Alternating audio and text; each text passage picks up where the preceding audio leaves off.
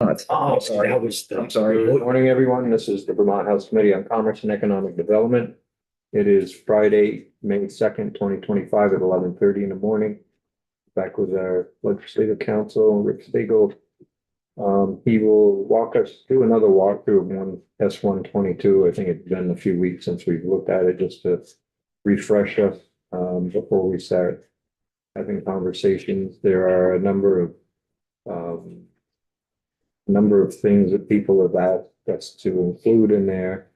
I think before we even get to there, we'll have again Patrick Pitterton in it, one to go through fiscal note, and then we'll take some testimony on another piece that we may add on that we've been asked to put in by our healthcare committee.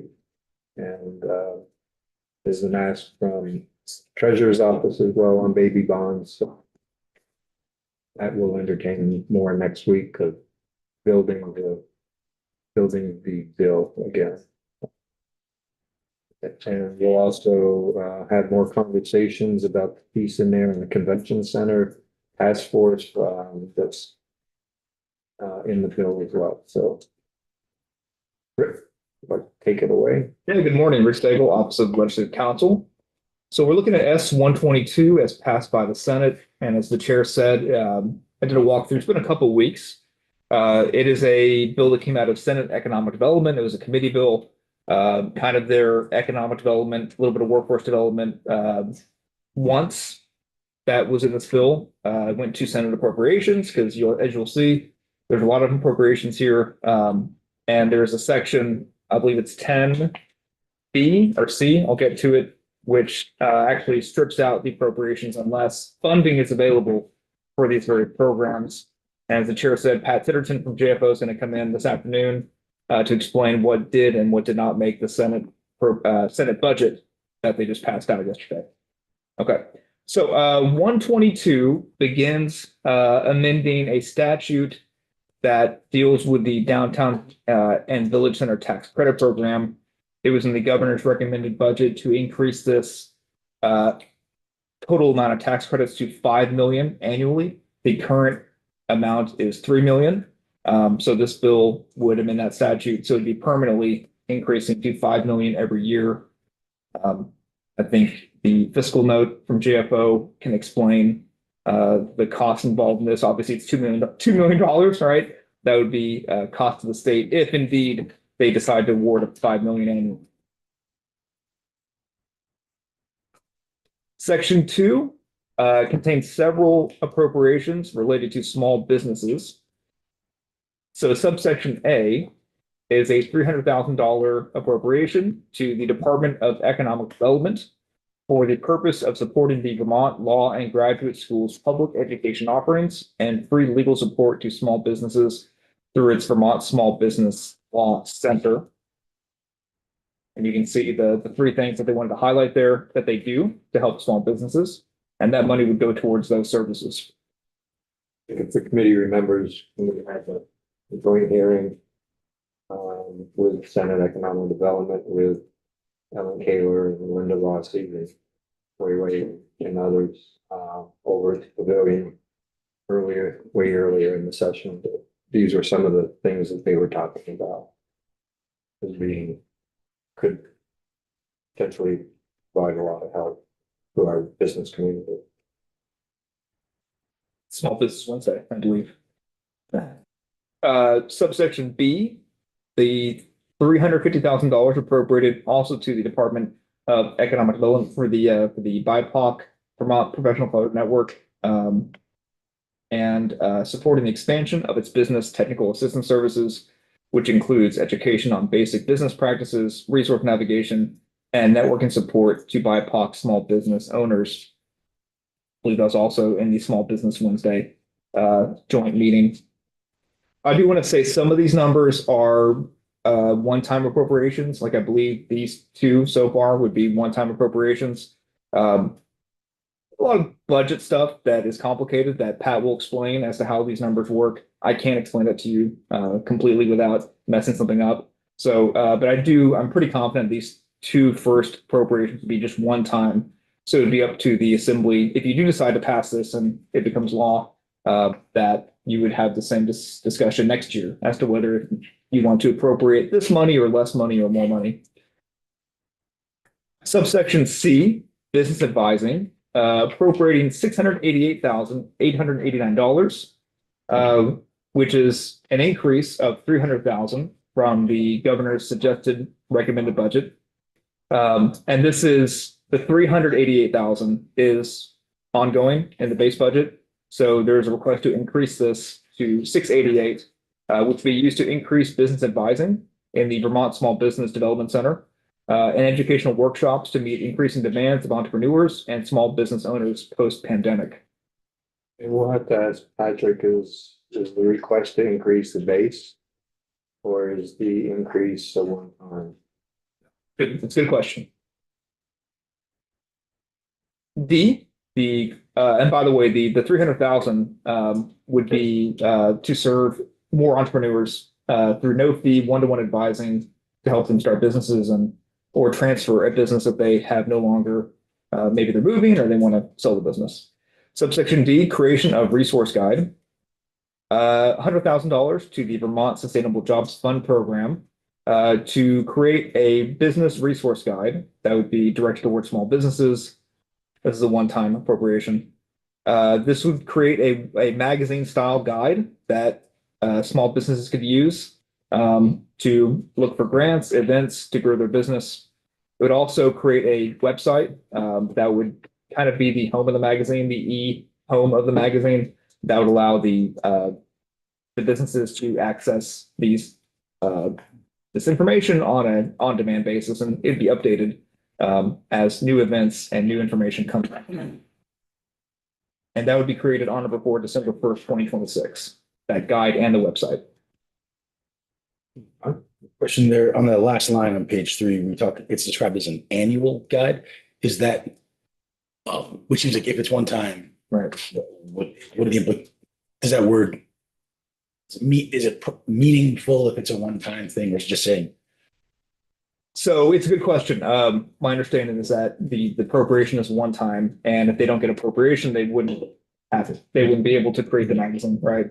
So you'd be up to the assembly to appropriate. Maybe it's less money next year, right? If they already have the website up, this money goes towards the development of the website, so the money may decrease next year. Subsection E, micro business support, $581,000 from the general fund to the Office of Economic Opportunity to support the Vermont Community VCAP micro business development program. And here we don't know if that's an increase to their base funding. And is it increasing their base funding? So, I mean, these are just questions that we have to ask Patrick when he comes in, just flagging those for the committee. In fiscal year 26, 120,000 is appropriated to the Vermont Small Business Development Center for the purpose of providing executive business skills training and coaching support to owners of small businesses. The center contracts with the Vermont Sustainable Jobs Fund program and the Vermont Manufacturing Extension Center to deliver the skills training and coaching services over a 12 to 18-month period with a defined scope of work developed in collaboration with each business owner served. The services shall include these topics: developing sales and marketing strategy to the business access to market, improving business core operations, conducting strategic planning, supporting the training needs of the business management team, supporting succession planning if needed, and providing other important development next steps to advance the business. So those are the small business requests that were made through Senate Economic Development.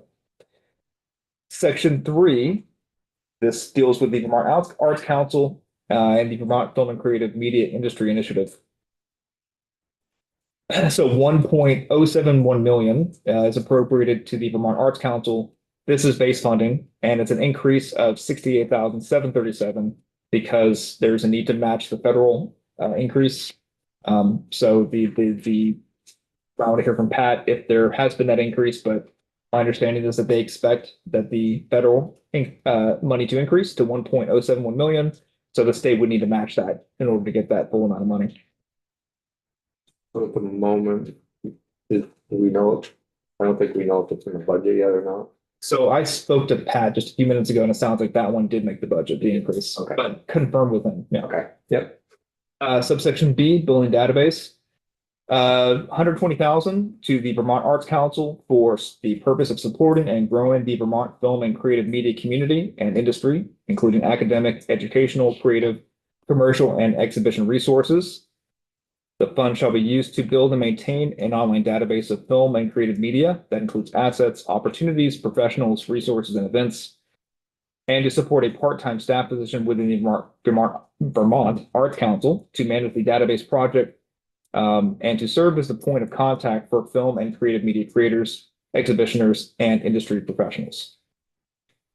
So you asked earlier, Rick Cooper, about, when you appropriate money, and there's a position in that money, does that mean it's base funding? No. So the 120, if it does get appropriated, there's no guarantee that that staff position would be funded next year. Just so. But they would request it. They would come to this committee and say, we need this position. Section 4, outdoor recreation businesses appropriation. 250,000 to the Department of Forest, Parks and Recreation to support the Vermont Outdoor Business Alliance's Climate and Circularity Outdoor Business Program. It's a long one. They can't shorten that to an acronym, can they? Bob. We'll try. Bob Ackerman. Which I always look because they try. They're usually a sock web, Brett Marcotte's favorite committee. They always try to make it. It was a creation of David Hall. Yeah, and Senator Clarkson, I believe. She at least likes that, the pronunciation. I hear sock web all the time. In good ways, which provides sustainability and innovation technical assistance to Vermont's outdoor sector for business planning and adaptations, leading to stability in the face of climate change, the shift to a circular economy, and increased responsiveness to consumer behavior and outdoor visitation trends. The fund shall be appropriated to provide technical assistance to outdoor businesses, managing small group workshops and one-on-one consultations, and coordinated industry events that will assist businesses on financial planning and appropriate adaptations.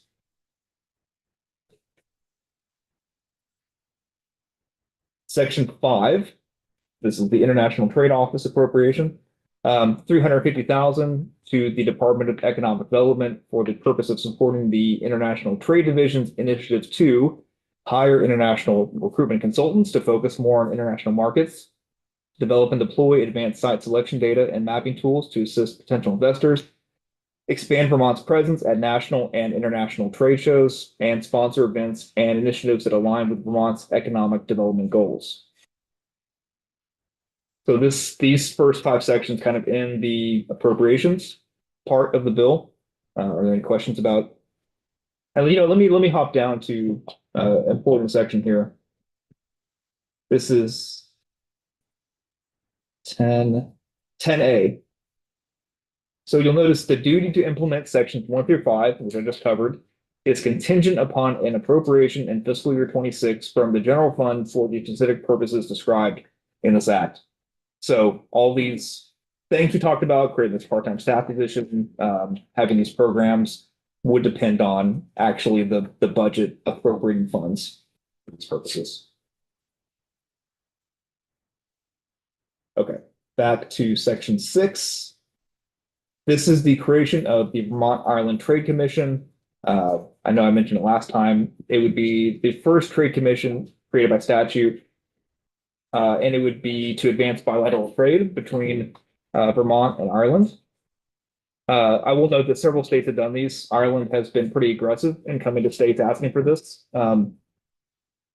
I don't know why, but they're doing it. We didn't pass this last year. I thought we did. It came out of the House. It got stalled in the Senate.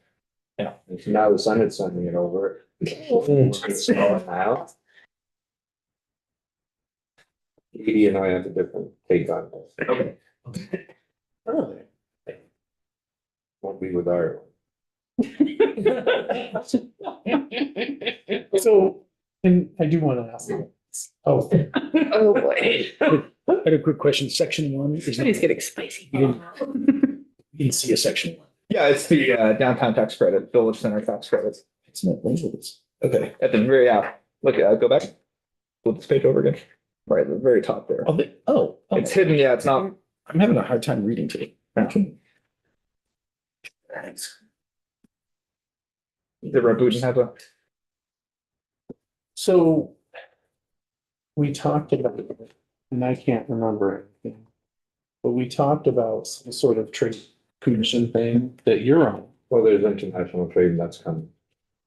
And the there's same boat. a piece in there that I'm wondering how it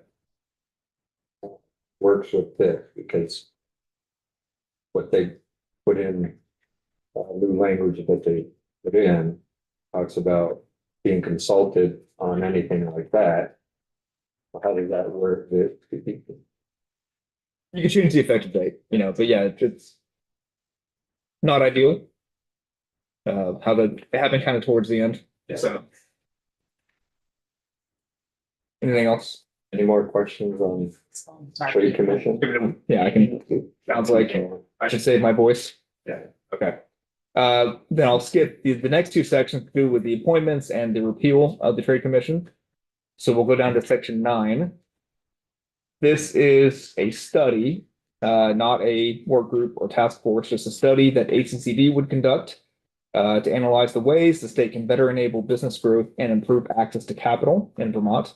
This also came from the Small Business Wednesday, and Chair Clarkson was I think she heard this and really wanted this to be something done because apparently there were complaints about inability to access capital to grow business in Vermont.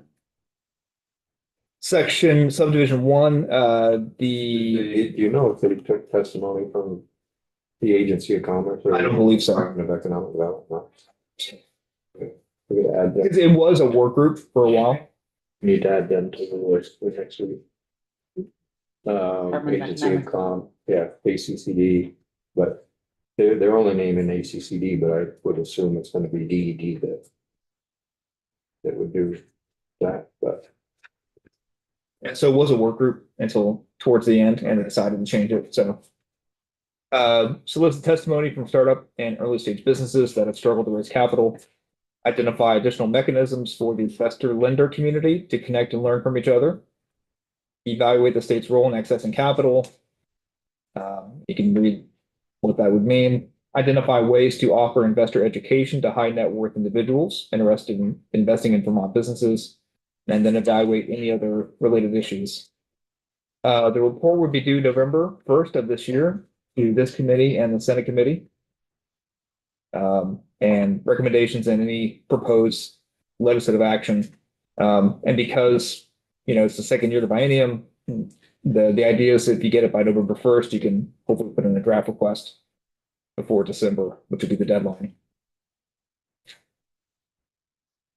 Section 10, task force to explore development of convention center and performance venue.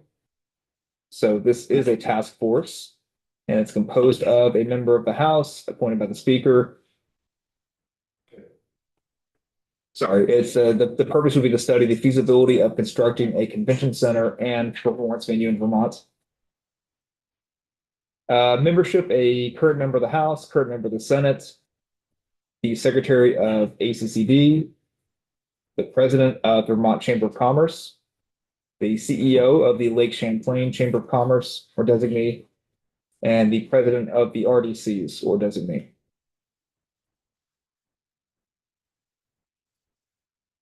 The task force in reviewing the feasibility of constructing a convention center and performance venue in Vermont shall, 1, determine the ability of the state to support the projects through appropriations, bonding, tax instruments, and other financial assistance.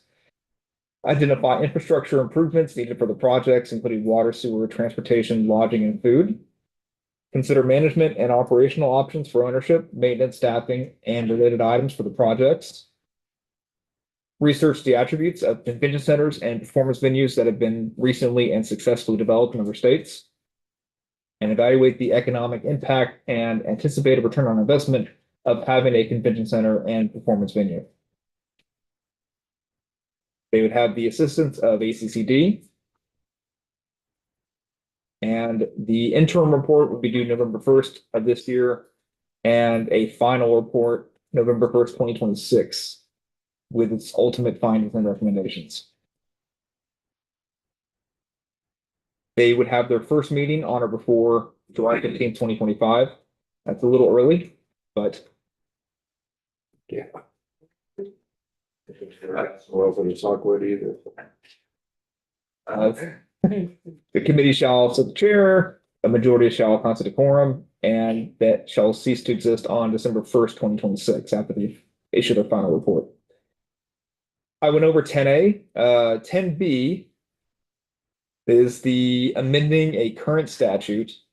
And I went over this last time, but just as a reminder, there's a Commission on International Trade that was created years ago that I don't want to use the word defunct, but maybe that's the right word. It's in statute. It's not been repealed, but last I could tell, they haven't met in several years, at least since COVID. So the reason this came up, just background, on the floor of the Senate, Senator Lyons was talking about how this commission used to exist and they would be a good entity to run these trade commissions by, the Vermont Ireland Trade Commission. So I did research. I'm like, oh, this does exist. What is this? What is this trade commission? So there was a request to amend the statute, which currently only is there to look at trade agreements between the federal government and a foreign country, not Vermont. So they typically want to know how these external trade agreements affect Vermont, right? How the USMCA or I forget the letters in which order, used to be NAFTA, how those agreements affect Vermont, right? So the idea is that they would still do that, but they could also consider how a trade agreement between Vermont and a foreign country would affect Vermont. So that's adding that language and striking out the current language that says they can't consider those agreements. Then adding in the powers and duties, section 5, subdivision 5, the commission shall be consulted when a trade commission pursuant to 9 BSA 111B, which is what the Ireland Trade Commission would be in. It would be a brand new chapter. There's nothing there yet. Is proposed to be established by the General Assembly and shall provide a recommendation as to whether the Trade Commission shall be established.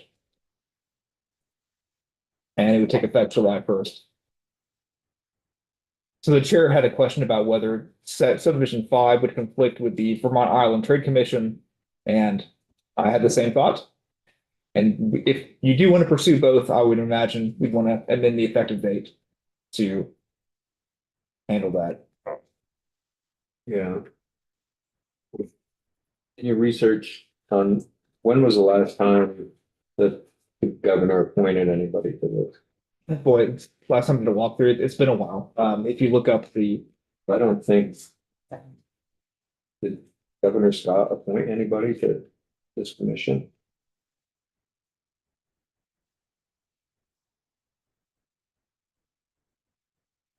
Michael? Can you tell me what the difference between the two are? The International Trade Commission? And the Ireland Trade?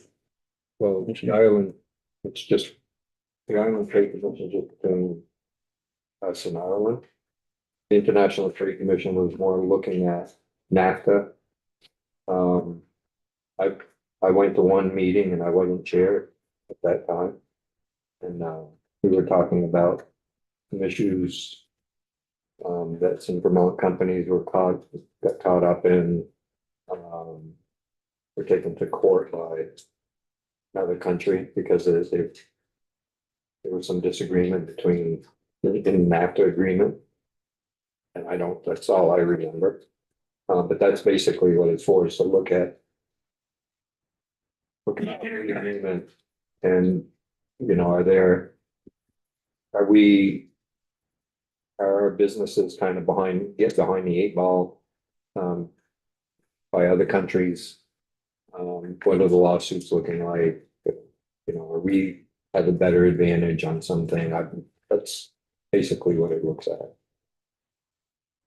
So this is the current webpage. I can't speak to whether it's updated, but you do see that there were people, this may not be Scott appointees, these could be Chumlin Yeah, because I think governor came in 17, right? 15 or 17, I can't remember. 17. 17, yeah, so, yeah, so I think there hasn't been anyone. Everyone's term is expired, except for mine, Yeah, so there's there's Clarkson. it doesn't have it here, but if you look at the statute, which is 3 DSA 23, you'll see I'll pull it up. Who's supposed to be on this?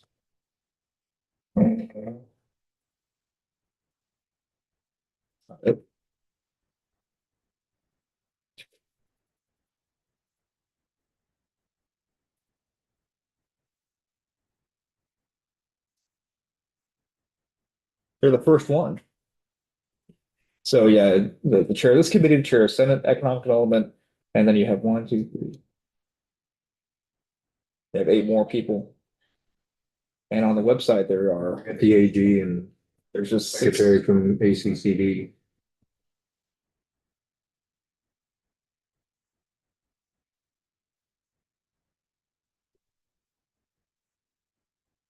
And Ag. Vermont Chamber. Is it an issue that section 23 refers to the Commission on International Trade and not the Commission on International Trade and State Sovereignty? Which is how it's listed on that of this tab that's just to the left. That's the law. Yeah, this is One maybe thing, this might be their own description that they typed up. Yeah, the very top of that page, it says in state sovereignty, and I'm just kind of like, if you just scroll up on that page. Oh, okay. I Yeah, see. and I was just wondering how did that show up? Okay. Well, here it is. Here it is. No, it's here. It's here. It's here. So you have the section. Yeah, ideally the section heading should be the name of the entire thing, but it is called the International Trade and State Sovereignty. Herb, is this your work? It could be. Hallmark. You got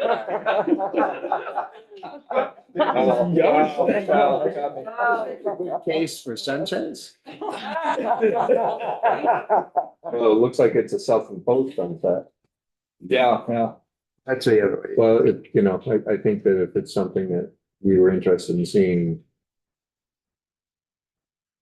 start up again, we could have that conversation with the agency of commerce. And I think Tim did bring it up the other day when he was here, whether we had an interest in. Maybe we should continue to have that conversation with the administration. Would the Ireland Commission, if we move forward and create the international trades, or we reboot that, is it possible to put into the statute basically a contingency that basically the Ireland Trade Commission would only be in effect after it had been reviewed by and approved by the International Trade? Yeah, I think you do that or you do effective date to make sure that it gets reviewed. Right? Yeah, it's just putting something into play that never get into play. I have one bigger picture question that came up in some task force work group study. I believe, is there like a hierarchical arrangement of what each one is? That's not really relevant, or it's not just about this particular bill, but since it looked like something had been a work group and is now a task force, is there a? So the study is one thing, right? A study typically is one entity doing something where there's no appropriation. You may remember the Business Organizations Bill. The Secretary of State has that duty to research those, whether or not they need to adopt certain things, the uniform business law, right? These things. So that office has that task, that study. A task force and working group can be somewhat interchangeable, but typically a task force has a specific thing that needs to get done. In this case, it's the convention center and performance venue.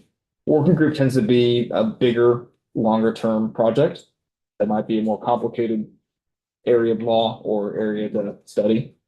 And are any of them always legislatively empowered? Would you? I mean, no, ACCD could start their own on their own volition. They would not get funding, right, from the General Assembly. So the purpose, and I also meant to mention that there's, thank you actually for this, because the per diems were stripped out, from the, Task force. I'll make sure I get the, I'm telling you these things, make sure I get it right, task force, yeah. So there was a per diem out of the Senate Economic Development Committee, appropriations took it out. So, one of the benefits of having it created by the General Assembly is you have per diems. If it's just created by the department, they may not be able That's to, not their authority. yeah, they wouldn't have money appropriated for that purpose, but they could, of course, still do it. Thanks. The questions for Rich? Okay. Why don't we break for lunch? And we'll be back. We'll hear from Patrick on the money and then we'll hear about the Maple Mountain project proposal. I don't anticipate us being here later than 2:00, so. Just to let everybody know, if we didn't see, the governor signed H-243 yesterday. So we'll have to move that over as first bill that made it all the way through. More importantly, though, they did H10. What's H10? That's the charter changes. The one that